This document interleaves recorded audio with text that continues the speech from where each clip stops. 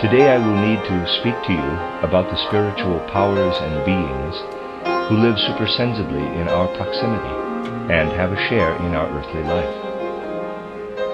You will understand that everything occurring between spiritual beings in the supersensible world, and the way such spiritual beings relate to one another, is different in nature from what human beings customarily do during their life on earth, and that it is therefore difficult to express in human language, which is of course intended for human circumstances, the nature and activities of what we may call supersensible intelligences. Since this needs to be done nowadays, however, we must do it pictorially. And you will understand that some expressions I use appear to be coined in relation to human conditions. In fact, they are accurate, but inevitably drawn from human circumstances and offered as a picture. Nature surrounds us with her diverse realms, the mineral, plant, and animal kingdoms. And we can also say with the physical human kingdom. The natural world surrounding us has, you can say, a second nature behind it, a spiritual, supersensible one. We perceive the natural world with our senses. Supersensible nature, which lies behind it, is not ordinarily perceived, but nevertheless has a great effect upon our earthly existence. The second thing to be considered is that we have a physical nature, and when we look inside ourselves, perceive this physical nature as our instincts and passions. Naturally, this is all astral, but it streams up out of our physical nature. Underlying what we perceive in this way within us as instincts, drives, and passions is a kind of kingdom of beings with an intimate relationship to us, yet they are subhuman in nature. On the one hand, therefore, we look around us with our senses and see, as it were, the surface of nature, its exterior countenance, under which we must intuit supersensible nature. And on the other, looking into ourselves and perceiving our own drives, instincts, and passions, we have to intuit a subsensible nature underlying these and coming to expression in them and through us. We can only gain insight into the supersensible nature around us by spiritual vision, looking beyond the strictly natural laws on which scientists focus their gaze. The results of scientific research will never be able to reveal supersensible nature underlying the natural world. But it does become apparent if we sharpen our spiritual perception, not of what is strictly lawful, but of what people usually refer to as chance or random occurrence. Chance governs everything in the world around us that comes to expression in the weather, in the irregularities of the atmosphere through the seasons. You can attribute, say, a London fog to certain general causes, but you cannot identify the precise detail of every factor involved. Wind and weather are considered to be fairly random in nature, and weather forecasts do not offer a prediction as certain as that the sun will rise tomorrow. In other words, natural laws seem to be something quite different from what manifests in wind and weather, which people think of initially as fairly random occurrences. It is possible to develop a certain prophetic gift for predicting the weather, but this is something intuitive or inspired and cannot be formulated in strict laws. Well, there are beings living in everything that comes to expression in wind and weather, and they are not perceived because they have no body visible to the senses that earthly beings possess. These beings living in the wind and the weather do exist, nevertheless, and have a body composed only of air and warmth, without any water, fluid, or solidity. Their body is one of air and warmth alone. This body of theirs dissolves and undergoes rapid transformations.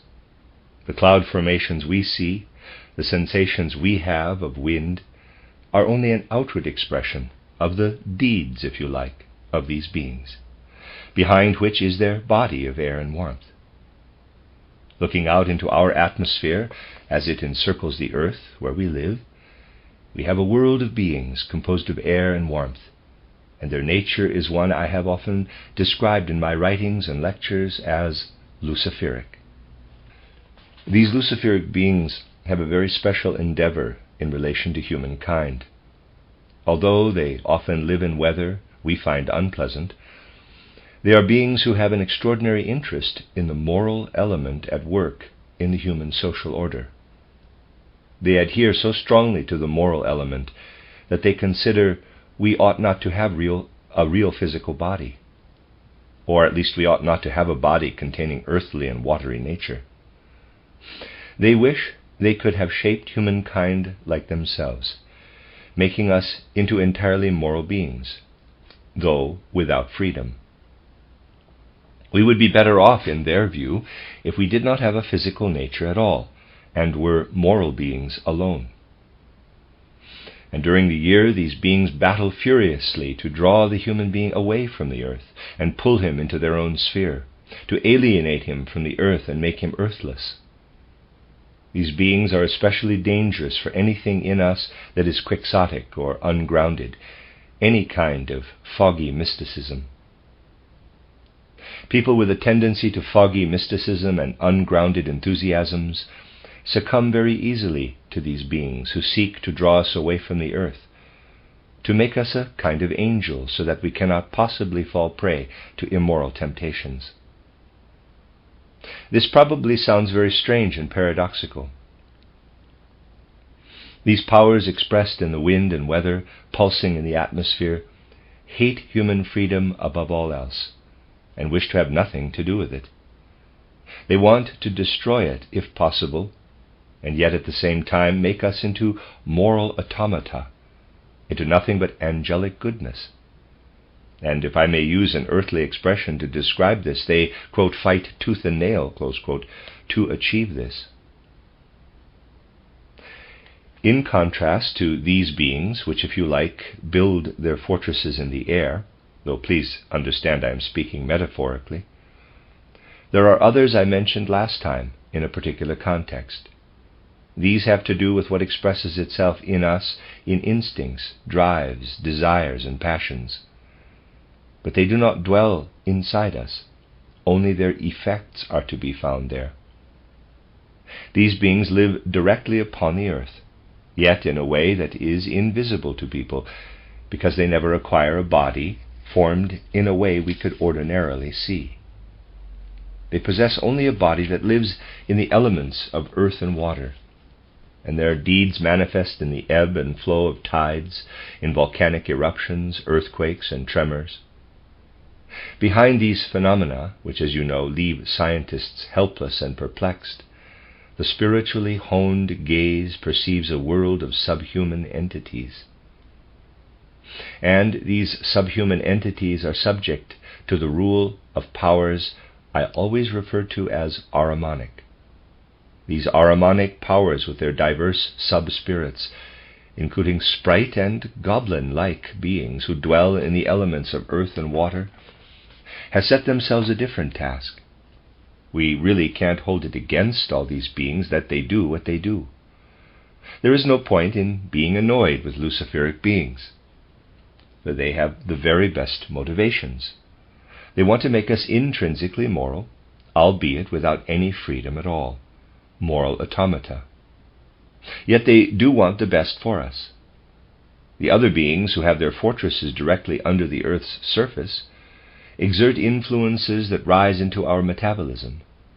The ebb and flow of the tides, and the volcanic eruptions or earthquakes we witness too, though less regularly, are something that comes to expression also in a continual ebb and flow of human metabolism, and is always present there. These are the Ahrimanic effects.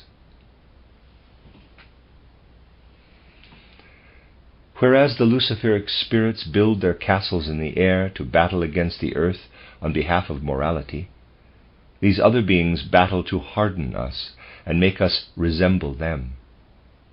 By succumbing to them, we would become endlessly clever in the material realm, endlessly ingenious, incredibly intelligent. These beings cannot achieve this directly, and therefore seek to do so indirectly. Their millennia-old exertions have indeed succeeded in shaping and developing a whole race of subhuman entities that take possession of human instinctual nature, if this is especially rampant, so that such people fall prey to these Ahrimanic powers during their lifetime. If someone has fallen prey during his lifetime to the Ahrimanic powers, is given up entirely to his passions, instincts, and drives, becoming rampant in his desires, these beings can, in quotes, harvest this after his death to create a whole population, a subhuman populace of the earth, which does indeed already exist. This does really exist in the elements of water and earth. And if we ask what such Ahrimanic beings intend with this subhuman populace, it is this: to draw this kind of instinctual nature from a human being and make it into a being of earth and water. And beings of earth and water do now actually populate the strata directly below the earth's surface. There they dwell. People who can use spiritual vision to observe minds know such entities very well. They exist there, having been torn from a human being at the moment of his death. And there waits Ahriman. There wait the Ahrimanic powers for a person's karma, caused by instincts, drives, and passions, to lead him down into an incarnation where he takes special pleasure in such a being, and therefore finds in a particular life on earth that he does not wish to return to the world of spirit. Having left his physical body, from which after all we depart again for a supersensible life, he will seek instead to be embodied in a sub-sensible being of this kind, to remain united with the earth, no longer to die, but choosing to remain united with the earth as a sub-sensible entity. One has to be astonished, since Ahrimanic beings, after all, are extraordinarily intelligent. As paradoxical as it sounds, they always think, and this is a quite accurate finding, that by this means they will be able to entice so many people into their race that eventually the earth will be populated entirely by subhuman Ahrimanic entities of this kind. And their intention is to make the earth immortal as a result, so that it does not atomize in universal space. In our earthly human environs, therefore, we have two hosts, one of beings in the atmosphere who want to make us moral, but by lifting us away from the earth, and of Ahrimanic beings directly below the earth's surface, who seek to draw us down and bind us irrevocably to the earth. These two types of being exist in the mineral, plant, and animal kingdoms, and also in the ordinary physical domain of human nature. Insofar as we do not dwell excessively in drives, passions, and desires, they are compelled to endure each other's presence within us. In primordial times, the God who is called God the Father in the Christian religion maintained peace in the mineral, plant, and animal kingdoms, and also in the external animal and physical nature of humankind. God the Father kept the peace in these kingdoms, and also in the animal nature of human beings, insofar as it is not raised into the soul domain, and so cannot be contaminated by our drives, desires, and passions. If you pick up a crystal, a stone, or a plant, you won't notice any discord there between these two types of beings. But the moment you consider how our soul penetrates the body, you will find the Luciferic beings relating in a particular way to the Ahrimanic ones, as it were, saying to them, quote, "We promised God the Father that we will not dispute about minerals, plants, or animals, nor about the human being, as long as he remained in olden times an unconscious being who did not reflect, who lived like an animal.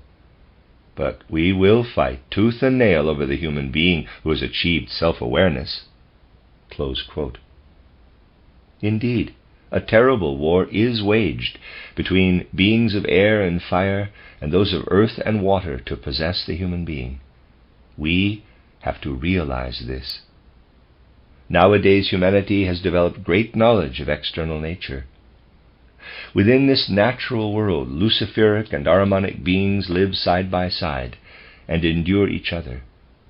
But human beings are unaware of what lives beyond the sensory world, of supersensible nature and subhuman nature. These two realms conceal beings who fight this terrible war to possess the human being as I have described.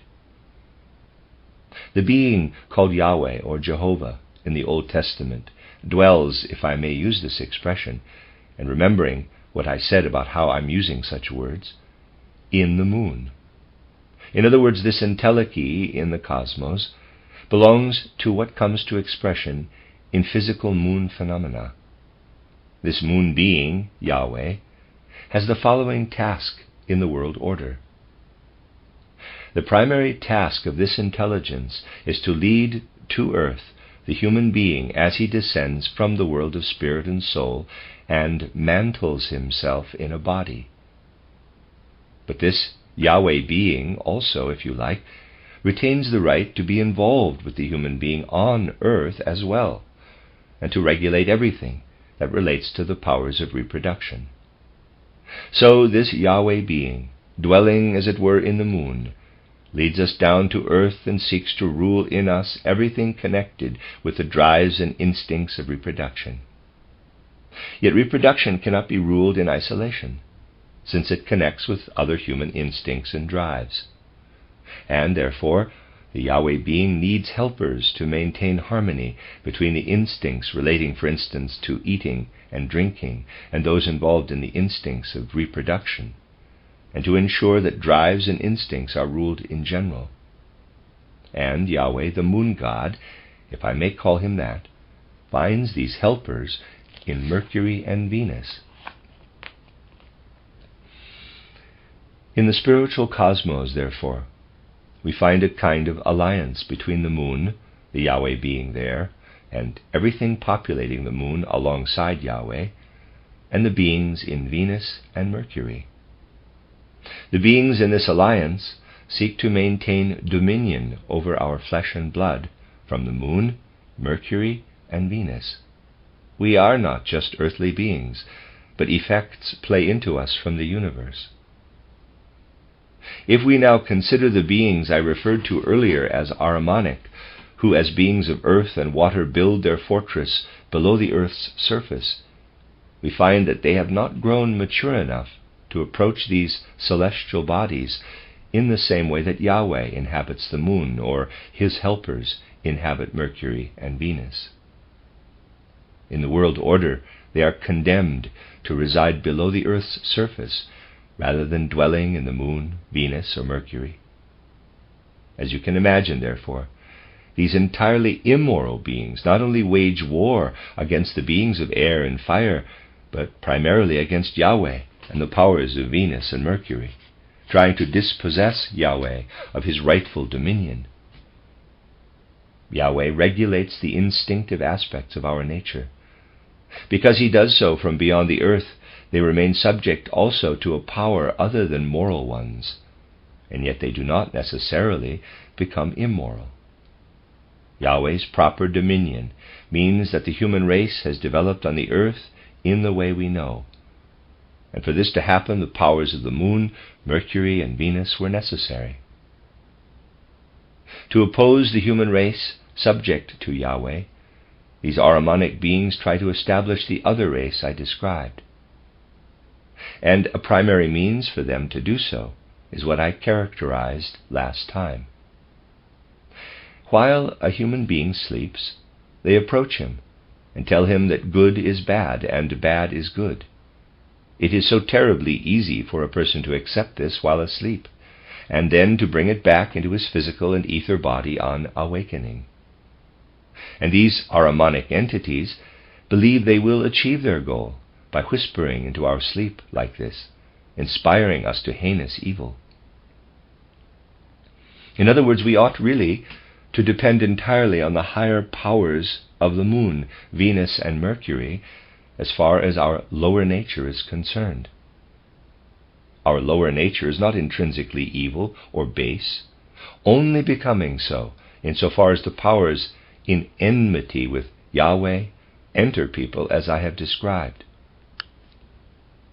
Yahweh wants these entities to come to expression only in the ebb and flow of tides, in volcanic eruptions and earthquakes, but they make strenuous efforts to assert themselves within us as well, not only initiating attacks from their earthly fortress against beings of air and fire, but also primarily against Yahweh and his helpers on Venus and Mercury. Thus, human beings are caught up in a battle waged on the one hand by Yahweh and his hosts, who fight for justice in the universe, and on the other by the hosts of Ahriman, whose ingenious cleverness is far greater than that of human beings, and who wants to utterly deny our moral nature, and instead make us into intelligent automata. Rising from below into the human being, as it were, you have the produce. Read that again. Rising from below into the human being, as it were, you have the produce humankind must eat, originating in earth and water. We do not draw sustenance from air, nor from mere warmth. The beings who have their corporeality in air and warmth are as undeveloped as those in enmity with Yahweh. Developed, mature beings, by contrast, live on Mars, Jupiter, and Saturn. These beings of air and fire, therefore, do not simply battle against the Ahrimanic powers, but also against everything affecting human beings from Mars, Jupiter, and Saturn. Mars, Jupiter, and Saturn, these distant planets, affect us, or rather their spiritual beings do, primarily through the external sensory organs of eyes, ears, and so forth. Whereas the moon, Venus, and Mercury act within us, in our inner organs, Saturn, Jupiter, and Mars work in our sense organs. For instance, the actions of Saturn are primarily located in the human eye, EYE. These beings of Saturn, Jupiter, and Mars seek to make us into very earthly human beings, giving us senses properly set into the surface of a physical human organism. They want to give us nerves that pass from these senses and extend inside us. Saturn gives us the senses. Jupiter is responsible for the neural connections with them. And Mars is a potency that gives us speech, for example. In other words, these beings seek to endow us with everything close to our surface, our skin. These senses and nerves are infoldings of the human skin. The beings of air and fire I spoke of again fight tooth and nail against Jupiter, Saturn, and Mars. They sit there in their castles in the air, and in particular in lightning and everything fiery in nature, unfold their powers in the atmosphere. They would like to make the human being into nothing really but an entire eye, EYE, ear, or nose, pouring our whole surface through us to make us beings who do nothing but see and hear. They would like us not to eat or drink, but just see and hear, and thus become a kind of angel being. Well, the beings of Mars, Jupiter, and Saturn behave very decently, if I can say this of such lofty beings, within external nature. They penetrate what appears to us a purely natural world with morality. They bring morality toward us, and it actually enters through our senses. But the beings of air and fire seek to pervade us entirely with our sensory nature, so that we simply see with our senses nothing except what is moral. They want to make us, therefore, into moral automata. If you observe nature around you, you find that everything expressed in forces and energies comes from the Mars beings, while Jupiter beings are responsible for natural laws, and Saturn beings for color and tone. But the beings of air and fire would like to prevent us from becoming entirely physically endowed, want to allow us only to be force, law, that means thought, and color and tone.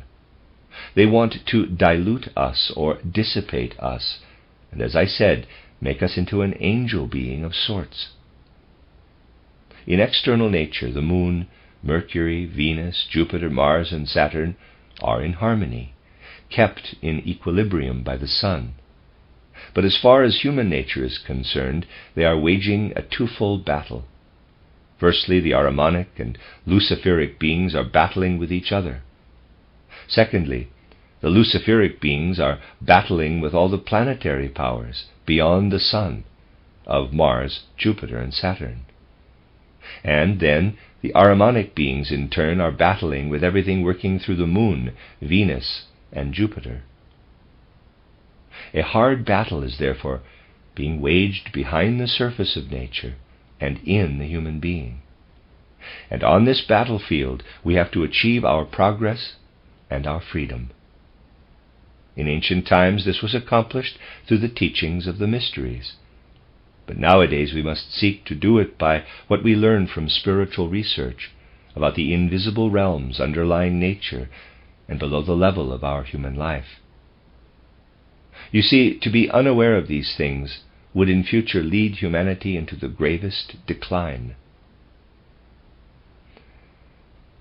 From what I have said, you will see that the beings I have described as Luciferic and Ahrimanic are very highly developed in certain different respects. The Luciferic beings in relation to morality, and the Ahrimanic beings as far as cleverness and intelligence are concerned. Yet despite this, both types of being repeatedly believe that they will achieve their aims, and keep launching fresh efforts to further and attain these aims. But on the earth they continually meet with disappointment, finding their aims are thwarted. Encountering these Luciferic or Ahrimanic beings behind nature, or below the human being, you keep seeing them celebrating euphoric victories on the one hand, holding to their aims and refusing to relinquish them, continually believing that victory is at hand, and on the other they are repeatedly disappointed and thwarted upon the earth. You can say that this mood of victorious euphoria, followed by repeated disappointment, constitutes the life of this type of being. Specifically, they are disappointed on earth by the physical nature of the human being. One gains the very strong impression that Ahriman and Lucifer are profoundly disappointed if you spend any time in hospitals, or by the beds of patients, or in mental hospitals. These beings wage a hard battle, as I said, to possess human nature, but every time one side is victorious against the other, they find their aims have not been served. It is somewhat different with Ahriman's victory against the gods of the moon, Venus, and Mars, and likewise that of the spirits of air and fire against Jupiter, Mars, and Saturn. These are never complete victories, however. Their successes against each other seem to strengthen them, but are really only Pyrrhic victories, and thus give rise to their disappointment. Picture for a moment that the Ahrimanic powers succeed in winning a victory over the Luciferic powers in the human physical body, over those powers that would like to pervade us entirely with our outer senses. When the Ahrimanic beings are victorious, we succumb to diseases such as tumors, carcinomas, or metabolic disorders such as diabetes. Whenever a disease such as this physically affects us, Ahriman has won a victory against Lucifer, and this will be associated with a potential ruination of our physical nature. And then this physical nature can no longer serve Ahriman. He can no longer draw from it the instincts and drives with which to create his own race of entities. This will give you a paradoxical yet accurate insight into illness.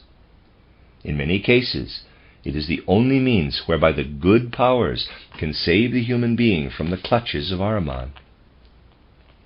And When Lucifer wins a victory in our human nature over Ahrimanic powers that seek to harden us and draw us down into their race of mere water and earth beings, we succumb to allergic or catarrhal disorders, or can develop mental disorders, and this in turn renders Lucifer's victory redundant.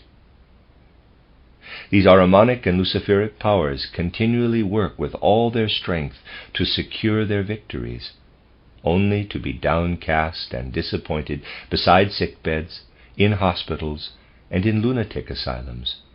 For then they find that, however much they battle, they cannot possibly ever be victorious in the last resort.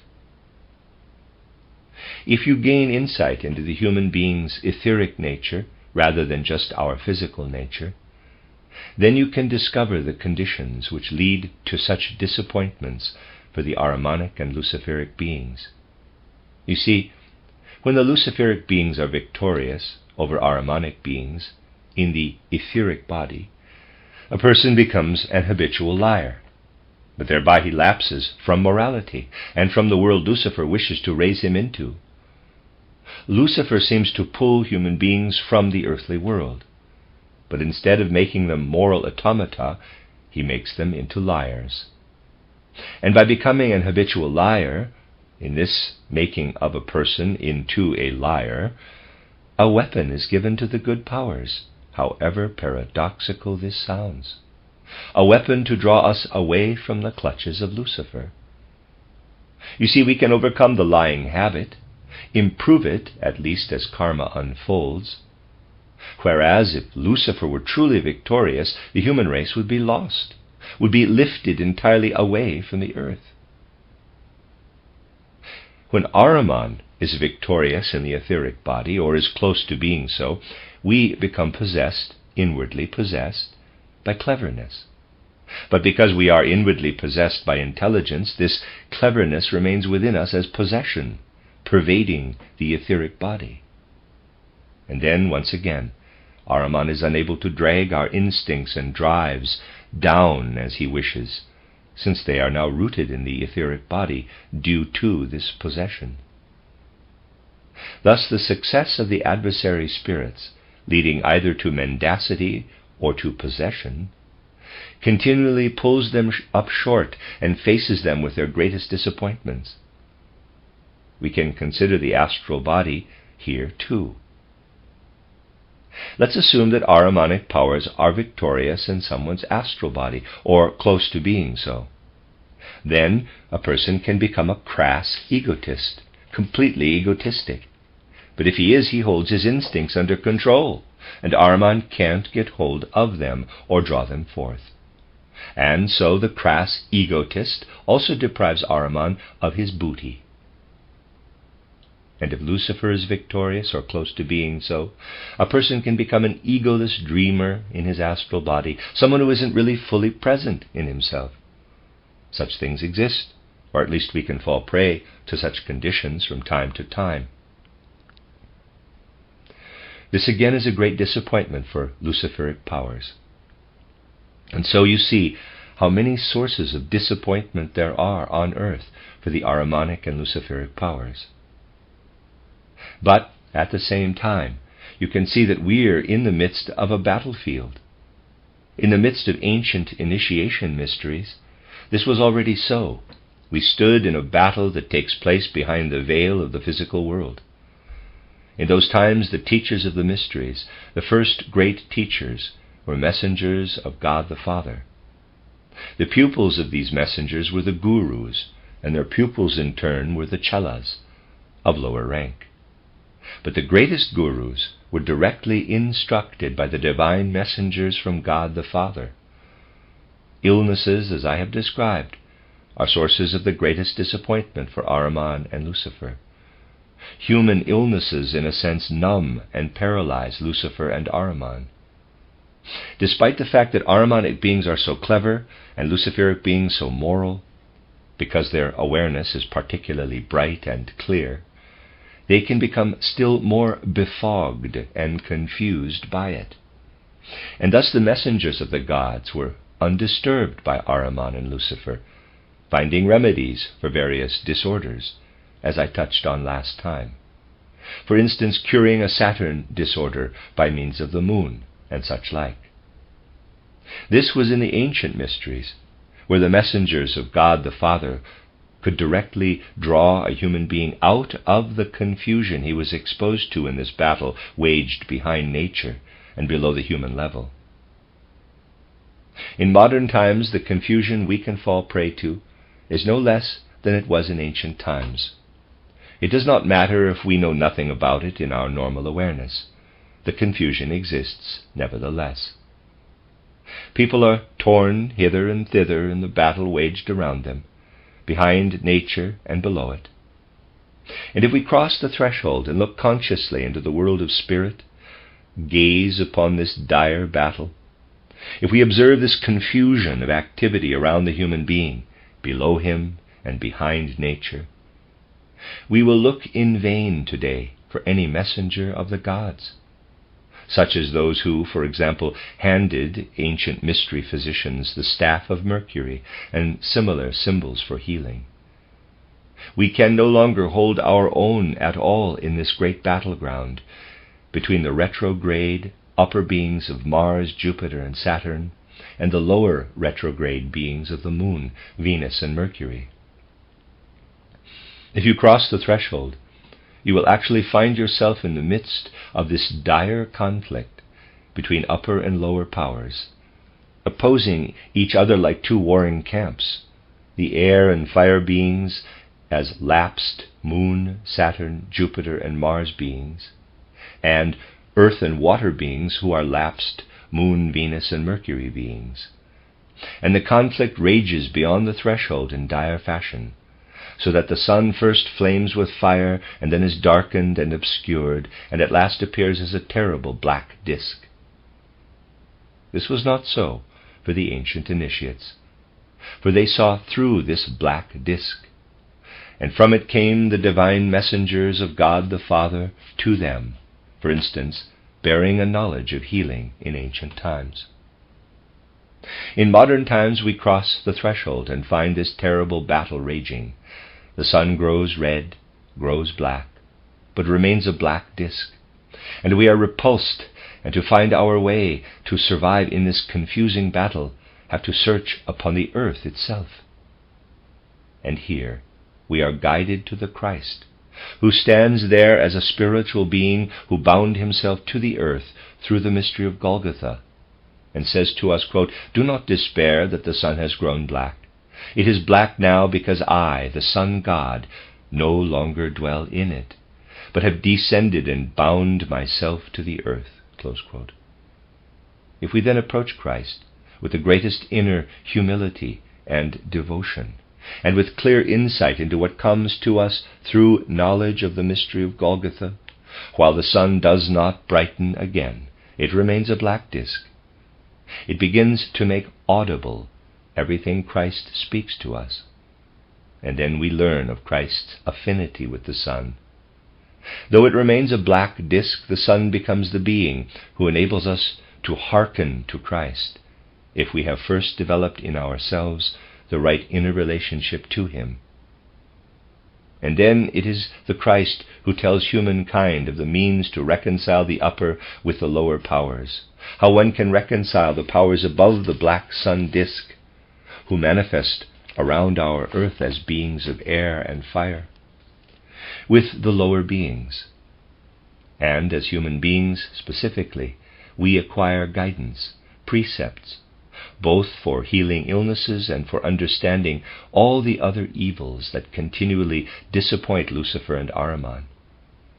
Through the power of Christ and the power of the mystery of Golgotha, we come to the point of being able to say this wondrous thing, quote, "You, creatures of Ahriman and Lucifer, you are disappointed by the evils that must arise on earth through you, as you achieve your only partial victories. But these disappointments will keep recurring, since you will continually engender sick or possessed people, and the liars, egotists, and egoless. And thus you will continually swing back and forth between euphoria and disappointment." Close quote. But when the earthly human being finds the right relationship to Christ, He will not despair at the moment he witnesses the despair of beings higher than he is, who follow a different path from the divine beings to whom the human being belongs, and with whom he should keep faith as earth goes on evolving. At the core of these divine beings is the Christ being, who once spoke through the sun's disk to the ancient initiates, and who now continues to speak to us from the earth with the sun's aid. And so in speaking of Christ today, we are speaking of the one who can stand beside us on earth, as the guide who leads us away from the dire conflict that Ahrimanic and Luciferic powers wage, both with one another and against the upper and lower worlds of the gods.